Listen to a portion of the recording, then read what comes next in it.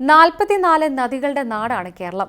ഇവയ്ക്ക് പുറമെ അരുവികളും തോടുകളും കായലുകളും ഗ്രാമീണതയുടെ അടയാളങ്ങളായ കുളങ്ങളും കിണറുകളും ഒക്കെ ചേർന്ന് ജലസമൃദ്ധിയുടെ ഭൂപടം തീർക്കുന്ന കേരളം. വേനൽ കടുക്കുന്നതോടെ രൂക്ഷമായ ജലക്ഷാമത്തിന്റെ പിടിയിലാകാൻ തുടങ്ങിയിട്ട് കുറച്ചു വർഷങ്ങളായി.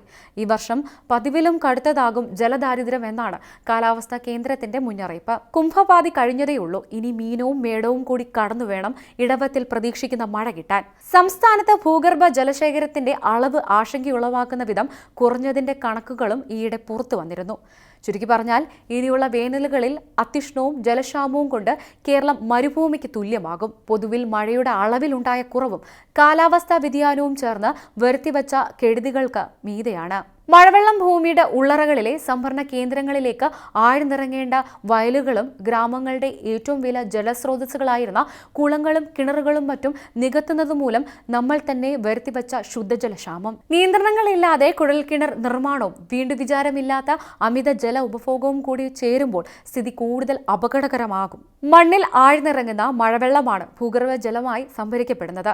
ഇതാണ് കുഴൽക്കിണറുകളുടെയും മറ്റു കിണറുകളുടെയും ഇതര ജലസ്രോതസ്സുകളുടെയും ജലജീവനെന്ന് മറന്നുകൊണ്ടാണ് നമ്മൾ നടത്തുന്ന പരിസ്ഥിതി വിരുദ്ധ ചെയ്തികളുടെ സ്വാഭാവികമായ പരിണതം തന്നെയാണ് രൂക്ഷമായ വരൾച്ചയും ജലക്ഷാമവും. കേരളം കൊടും വരൾച്ചയുടെ പിടിയിലാകുന്നത് നേരിടാനിരിക്കുന്ന രൂക്ഷമായ കുടിവെള്ളക്ഷാമത്തിന്റെയും അപകട ലക്ഷണങ്ങൾ കണ്ടു തുടങ്ങിയിട്ട് തന്നെ ദീർഘവർഷങ്ങളായി. ആ ലക്ഷണം മുൻപ് തന്നെ തിരിച്ചറിഞ്ഞാണ് മഴവെള്ള സംഭരണത്തിനായുള്ള ചില ജനകീയ പദ്ധതികൾക്ക് തദ്ദേശ സ്വയംഭരണ സ്ഥാപനങ്ങൾ ആവിഷ്കരിച്ചതും നടപ്പാക്കാൻ ശ്രമിച്ചതും. മഴക്കുഴിയും മഴക്കൊയ്ത്തും പോലെ ആ പദ്ധതികൾ പരാജയപ്പെട്ടപ്പോഴാണ് അടുത്ത പടിയെന്ന നിലയിലാണ് വീടുകളും വ്യാപാര സ്ഥാപനങ്ങളും ഉൾപ്പെടെയുള്ള കെട്ടിട നിർമ്മിതികൾക്ക് ഒപ്പം തന്നെ മഴവെള്ള സംഭരണത്തിന് സംവിധാനം വേണമെന്ന കർശനമായ വ്യവസ്ഥ ചെയ്ത് 2011 തദ്ദേശ സ്വയംഭരണ വകുപ്പ് ഒരു ഉത്തരവിറക്കിയത്.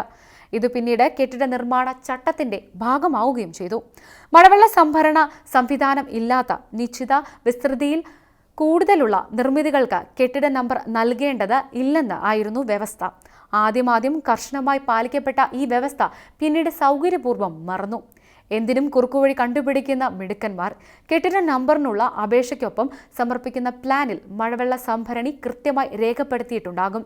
കെട്ടിടത്തിൽ ഇതുണ്ടാകില്ല എന്നു മാത്രം. കെട്ടിടങ്ങളുടെ ഭാഗമായി നിർമ്മിച്ച മഴവെള്ള സംഭരണികളിൽ മഴക്കാലത്ത് സൂക്ഷിക്കുന്ന വെള്ളം കൊണ്ട് മാത്രം ഏതു കടുത്ത വേനലിനെയും കൂളായി നേരിടുന്ന വീടുകളും മറ്റും നിർമ്മിതികളും കേരളത്തിലുണ്ട്.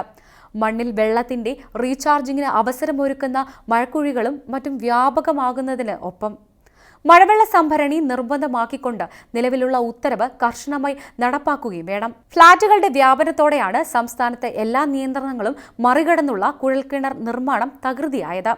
പാർപ്പിട വ്യാപനം ഒഴിവാക്കാൻ ആകാത്ത സാഹചര്യത്തിൽ മഴവെള്ള സംഭരണത്തിനുള്ള സ്വാഭാവിക മാർഗങ്ങൾ പ്രോത്സാഹിപ്പിക്കുകയും കെട്ടിടങ്ങൾക്ക് മഴവെള്ള സംഭരണികൾ നിർബന്ധമാക്കുകയും മാത്രമാണ് പരിഹാരം.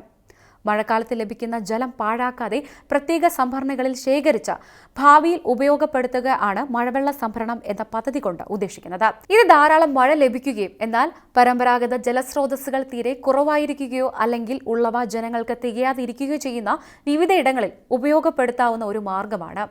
ചൈനയും ബ്രസീലും പുറത്തു നിന്നും ശേഖരിക്കുന്ന മഴവെള്ളം സംഭരിച്ച് ഉപയോഗപ്പെടുത്തുന്നതിനുള്ള പദ്ധതികൾ ഇപ്പോൾ നിലവിലുണ്ട്.